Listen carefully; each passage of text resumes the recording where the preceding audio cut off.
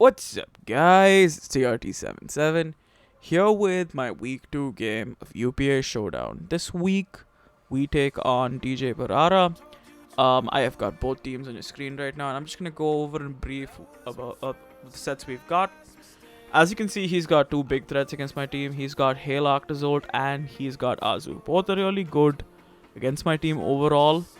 Octazolt can be a real annoying pain I've seen in so many other games, but usually I don't have too much trouble with it. I've got Choice Scarf Victini, which outspeeds Octazolt in the Hail. Trick is on the set for any setup Muse. We've got it's just a basic Scarf Victini, honestly. We've got Gary the Raichu. Here you can just fake out, kill some extra Hail turns, fake out break sashes. Extreme Speed is fun just in case Octazolt is low or something like that. You can just pick it off. Nuzzle is just for speed control. You can get Nuzzle off on maybe like Mew or Medicham, Gengar. It's just there, honestly, as extra utility on the set, and it doesn't let us, like, we get taunted on switching or something. It's not gonna matter. Also, next up we have Aero Mega F35. We're rocking the Adamant Nature this week because we don't need a whole lot of speed against this team. We do have Dual Wing Beat, Sub D Dance, and Earthquake. Opted for no Rock move this week because I don't think we actually needed the Rock move. Dual Wing Beat just does a lot to his whole team. His whole team absolutely hates Dual Wing Beat. That's Octazolt included. So, Aero Mega is a huge threat against this team this week. Next up, we have a Sub Calm Mind Tapu Fini, rocking the Calm Mind Rainicus Sub Surf. I don't know if this was the optimal set against this team. It does well against this team on paper, but I feel like there's a better set I could have ran this week with Tapu Fini. But overall, this is the set we're showing now, so this is the set we went into the game with. Next up, we have Barara Bill the Corviknight. We've got Brave Bird, U-Turn, Defog, Roost.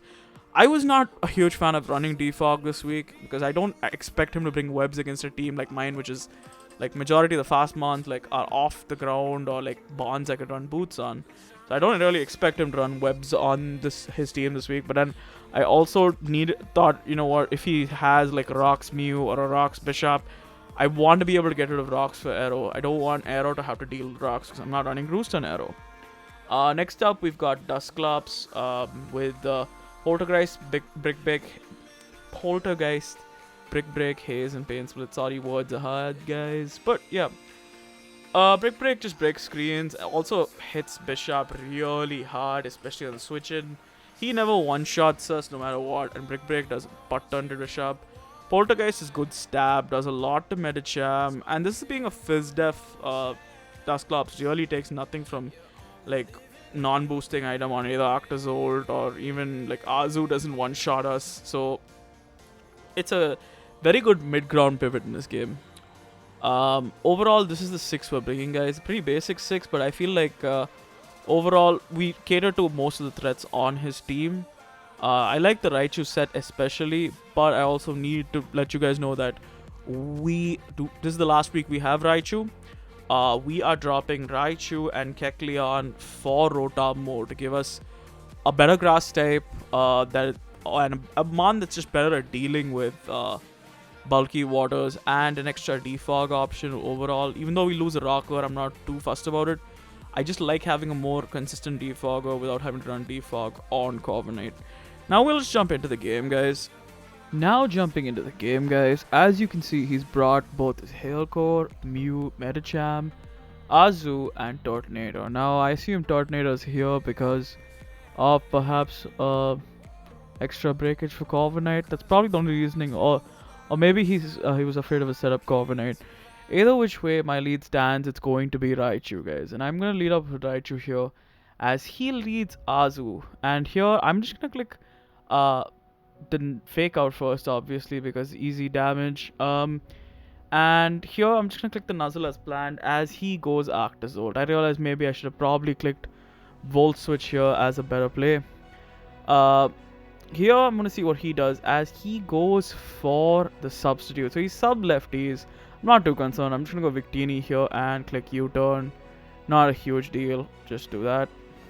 We'll U-turn out. Go into Raichu. He clicks Crash. Going for the read. And here I'm just gonna click fake out, and we'll die to hail, but he won't get a sub up. So we do lose Raichu quite early, but as long as he doesn't get a sub up, and he's not very offensive Octozold, so it's not something I'm too concerned about. Here I'm gonna go into Dusclops. I probably should have gone Victini here because I could have just clicked recreate pretty freely. But we get the Poltergeist off as he clicks Taunt, and Taunt sub Crash Bolt Beak is most likely a set. We get some free chip off on Turtonator here. As he goes into Ninetales Alola, I make the switch into Tapu Fini. Now he clicks the Freeze Dry, which shows that he does have some special attack, but we're just gonna get the sub off here. I should probably click Calm Mind first, if I'm being honest. I don't know why I didn't click Calm. I honestly thought maybe he'd set up Veil there, that's why I clicked sub first. But either way, we're gonna get the sub off again, guys. He's gone into Mew here. I'm not too concerned. He does click the Taunt, so he's brought Taunt on multiple Mons, expecting setup, which is great prep on his part. Here, I'm just gonna click Draining Kiss again, not too worried. Now I'm gonna click Surf because obviously I'm a +1. I just want to get chip on Mew. He's just going for the Hail to keep me from getting Lefty's recovery, obviously here. Freeze Dry doesn't break sub, and Tapu Fini picks up kill number 1 at season 4 itself in UPA. And 5-5, not a bad position, not too great a position. I'm not too concerned overly here, but here I'm going to Draining Kiss Azu, and we do nothing much. It shows that he's probably max HP. Here, I don't want to stay in case he's Choice Band, because it would do quite a bit to us. And even with the recovery, actually no, first I click sub to see if, because he's been making a lot of reads this game. A lot of reads this game. And we could just get the Hail Shift there, worst case. And he goes into Octozolt here. And I know he's Icy Rock, so he's faster than me here. And I have to make the play into Dusclops. But here's where you're going to see how ridiculous the physical bulk of Dusclops is. A Bolt Peak is just doing so little. And here I'm just going to Pain Split. I'm just going to Pain Split him down. I'm not too concerned. He's lost his Hail Setter. If I just chip this thing down, it really doesn't cost me much. He has to keep clicking Bolt Peak. He can't click Sub here because he doesn't really gain much from clicking Sub at this stage. And he is going to Bolt Peak and take out Dusclops. And here I'm just going to go make this sensible play, go Aerodactyl. And I'm just going to pick him off. I'm not going to do anything fancy. Just pick him off with the EQ here. And we're at 4-4. Pretty even Steven at this stage. He goes into Medicham. I stay in here just in case he clicks things that Bullet Punch could... I mean, Bullet Punch was never going to kill from there, but he does click Fake Out. I didn't really have a better switch in. We do click the Dual Wing Beat. I don't know why I didn't click Dual Wing Beat here again, because the one thing I've noticed with him all game has been he's been making wild doubles, like wildly aggressive doubles, and these are like plays that I should be like honestly punishing, which I've just been uncharacteristically not punishing this game. So he has Taunt and Roost, which makes me think this could still be a setup Mew, which makes me go into Victini. Here I'm gonna go for the trick play, but he predicts the trick, which is a great play on his part. And goes into Turtonator, and now we have Boots Victini, which I'm not too worried about. I'm just going to U-turn on the Azu, go back into Fini. If he wants to hit me, he can hit me. Not too worried, I'll just take the chip. And he does choose to hit me, which kind of upsets me because I thought he'd switch there, fearing the chip. I probably shouldn't have subbed there, but either way, he goes to the play rough. He is definitely banded with that damage on Corviknight. Here, I'm going to U-turn on Mew again. Just don't want to let Mew get comfortable. And here I know he's going to probably hit Cosmic Power, but I'm not too concerned. I get my own sub up with Aero. And here I'm going to Dragon Dance. He reveals that his last move is Body Press, but I'm not too concerned because he has to click Roost here, but he doesn't. He clicks Cosmic Power again. And I'm just like, okay, thank you. I'm just going to take the free kill on Mew. So Aero gets another kill here. But unfortunately here we have to switch out because we will get revenged by Azu clicking Aqua Jet, except he doesn't.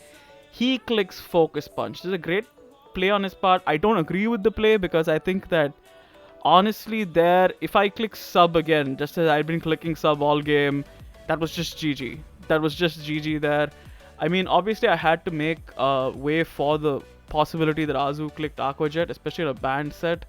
So I guess it was a good. I do love the tech that he had with Focus Punch on there. At this stage, I'm not too worried still because now we get a free sub because he's locked into Focus Punch. Here I am going to click the Draining Kiss on Medicham as he breaks sub with Zen Headbutt. and we get a shit ton off. And here I think honestly at this stage we should be able to wrap this up. The next Draining Kiss will more or less kill Metacham. And after that we do 1v1 Azu with Tapu Fini. At least he can't lock into Aqua Jet basically, and we will be able to kill Turtonator with Arrow. So this should be in the bag here, unless he flinches us here with Zen Headbutt. He clicks the Zen Headbutt, and this is the moment of truth. And he flinches us, and that is GG, ladies and gentlemen, because now we lose to Aqua Jet Azumarill. And here I'm just gonna go into Arrow, forgetting about Bullet Punch. He does obviously knock out Fini and knockout. Sorry, I didn't mark Cove off. And he knocks out Arrow here. I'm just tilted at this point because what is even the point? I mean, like, this is the second week in a row we're getting hacked out in UPA, and we are going to drop to 0-2 here. And honestly, I can't say much here. I feel like I played according to my game plan. I had him in the position I wanted to be, and a 20% flinch just screwed the whole game open, even when I had a bad matchup, which is... it is what it is. What can I do? Here I just have to keep clicking Bolt Strike because I can't let Azu in for free, and I can't really click V-Create on this thing. So, this is what it's gonna be, guys. Victini is gonna pick up a kill here with Bolt Strike on Turtonator, and Victini is gonna get picked off here by Azu clicking Aqua Jet. Honestly, positives from this game. We didn't break our screen. He focus punch on Bandit Azu, great tech on his part. His read on trick on Mew was good. Was a good read on his part.